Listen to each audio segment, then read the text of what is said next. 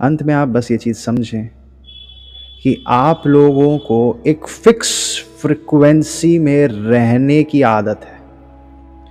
उससे ज़्यादा रिलैक्सेशंस में आप सिर्फ एक काम कर पाते हो, वो सो पाते हो। और उससे भी ज़्यादा अगर आपको रिलैक्स कर दिया जाए तो आपको क्या बोला जाएगा? इंसान सो रहा है? नहीं, ये बेहोश है कोई। ऐसे स्थितियों पे संत पहुंच जाते हैं जो आपके लिए तो बेहोशी है कि उठ जा, डॉक्टर ने दवाई देकर उठाओ इसे। इंजेक्शंस होते हैं, जैसे सुलाने के इंजेक्शंस होते हैं वैसे उठाने के भी इंजेक्शंस होते हैं, एक्साइट करता है आपके ब्रेन को वो। तो उस बेहोशी की स्थिति में संत होश में होते हैं और समाधिष्ट हो जाते हैं। यहां से आपको क्लैरिटी है, क्योंकि आपको ध्यान ऐसे नहीं करना आंख बंद करके बैठ जाओ जो दुनिया कर रही है, वो आपका टाइम वेस्ट हो जाएगा। आपके 20 साल निकल जाएंगे, फिर आप बोलोगे कुछ हुआ ही नहीं। आप स्वाभाविक है रिलैक्स पहुंच जाओगे, लेकिन रिलैक्स तो आप थोड़े से तर्क से ही हो जाओगे। हीनता खत्म करते रिलैक्सेशंस हो जाएंगे। रिलैक्सेशंस कोई कठिन बात नहीं है, लेकिन रिलैक्सेशंस में होश। रिलैक्स तो आप दारू पी के भी इंसान हो ही जाता है, तो दारू में क्या गड़बड़ है? तांत्रिक मार्ग जो है, या कहें ज्ञान का मार्ग जो है, बुद्ध महावीर का है, वो अगर कलयुग में होते वो आपको बोलते रिलैक्स, क्योंकि वो बहुत एक्सपेरिमेंटल लोग रहे हैं। वो आपको बोलते अगर आपको सिर्फ रिलैक्स ही होना है, आगे की नहीं समझ चाहिए, तो लोग बोलते नहीं बस रिलैक्स हो, दारू पी लो फिर। बस आप मुख्यतः ये समझें, आपको होश लाना है। और ये होश कैसे आता है? अभी आप सेशन सुन रहे हैं, आप अपने को खो मत जाएं।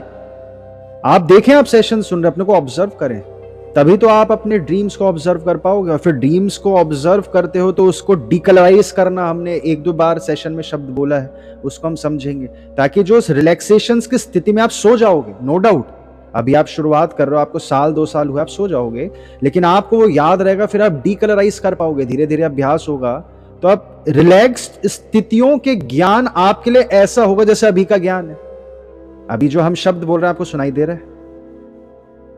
रिलैक्स स्थितियों का ज्ञान भी आपको इतना ही ईजिली, हाँ वो शब्दों में नहीं आएगा, वो भावनाओं में आएगा। उसके अलग तरीका है, वो भावनाओं का ज्ञान है, एहसासों का ज्ञान है, लेकिन वो आपको इतने क्लियर समझ आएगा। अभी आप देखते नहीं हो कि लोगों को ड्रीम इंटरप्रेटर हायर करते हैं लोग, और ये कोई अब तो मजाक बन गया है, ये जॉब बन गई है ड्रीम इंटरप्रेटर, कि आप ड्रीम्स जाकर बताओ और किसी इंसान को उसका पैसा पकड़ाओ इतने डॉलर, और वो आपको ड्रीम्स इंटरप्रेट करके बताएगा कि इसका ये अर्थ है। अब आप कैसे बोलोगे सही बोल रहा कि गलत बोल रहा? तो लोग वहां फंस जाते हैं। लेकिन ये बहुत बड़ी प्रक्रिया हुआ करती थी पहले। इस ड्रीम का अर्थ क्या है? क्योंकि हम क्या गलती कर देते हैं, जो रिलैक्सेशंस में भावनाएं आ रही है ना, अभी मेरी आवाज आ रही है, ये वो रिलैक्सेशंस नहीं है, लेकिन आपको मेरी आवाज आ रही है तो आपको समझ आ रहा है। जो रिलैक्सेशंस में ज्ञान आता है शब्दों में तो नहीं आता, वो भावनाओं में आता है। तो हम क्या गलती करते हैं, हम अपनी कंडीशनिंग का उस पर रंग चढ़ा देते हैं। आपको भावना आई है इनकम्प्लीशन की, या आपको भावना आई है भय की, या आपको डर आया, तो आपको डर नहीं दिखेगा, फिर आपको दिखेगा आपके किसी प्रियजन की मृत्यु।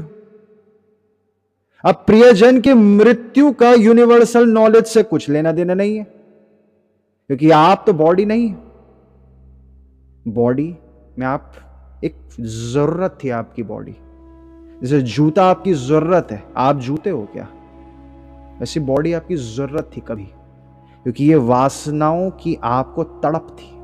जब आपका शरीर छूटा था तो आपकी सोल नहीं छूटी थी, आपकी वासनाएं छूटी थी, और वासनाओं ने शरीर को खोजा था और वो यहां पहुंची।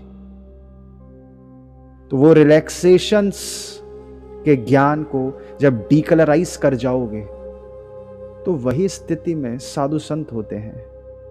और जितना मैं उम्मीद करता हूं आप में से लोगों को समझ आने लगता है, अब आ रहा है, कि जो दुख भी हमारे थे वो कंडीशनिंग है। आपके लॉजिकल ब्रेन में तो समझ आ ही रहा है कि मरना सबको है, हाँ माता पिता का दुख होगा, आप में से कई लोगों को होगा मृत्यु का दुख, लेकिन आपका अंतर मन अब ये जानता है कि कंडीशनिंग है, ये तो इनएविटेबल है माता पिता की मृत्यु। वैसे आप लोगों को भी ये भी समझ आएगा कि शरीर भी कंडीशनिंग है, जब आप उस रिलैक्स्ड स्थितियों के ज्ञान को इतना डायरेक्टली अनुभव कर पाएंगे जितना आप अभी ये आवाज़ सुन पा रहे हैं। इसके ऊपर हम नेक्स्ट सेशन में और ध्यान लगाएंगे। ये बातें जितनी बार आप समझते हैं, जितनी बार आप सुनते हैं, नए तरीके से सुने, नए एंगल से सुने, एक नए बच्चे की भांति सुने, ताकि एकदम प्योरिटी से आपके अंदर वो बातें जा पाएँ।